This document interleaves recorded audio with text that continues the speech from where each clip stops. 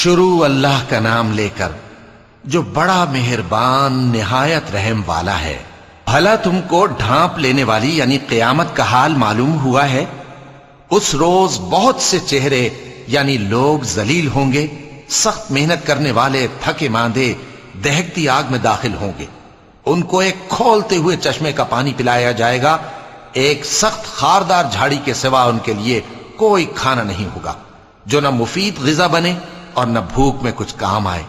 بہت سے چہرے یعنی لوگ اس روز شادماں بھی ہوں گے، اپنی محنت کے بدلے پر خوش، بہشت بری میں وہاں کسی طرح کی لغو بات نہیں سنیں گے، اس میں چشمے بہ رہے ہوں گے، وہاں تخت ہوں گے اونچے اونچے اور کٹورے قرینے سے رکھے ہوئے اور گاؤ تک یہ قطار کی قطار لگے ہوئے اور نفیس مسندیں جگہ جگہ بچھی ہوئی۔ تو کیا یہ لوگ اونٹوں کی طرف نہیں دیکھتے کہ کیسے عجیب پیدا کیے گئے ہیں، اور آسمان کی طرف کہ کیسا بلند کیا گیا ہے، اور پہاڑوں کی طرف کہ کس طرح کھڑے کیے گئے ہیں، اور زمین کی طرف کہ کس طرح بچھائی گئی؟ پس اے نبی صلی اللہ علیہ وآلہ وسلم، تم تو نصیحت کرتے رہو کہ تم نصیحت کرنے والے ہی ہو، تم ان پر داروغہ نہیں ہو۔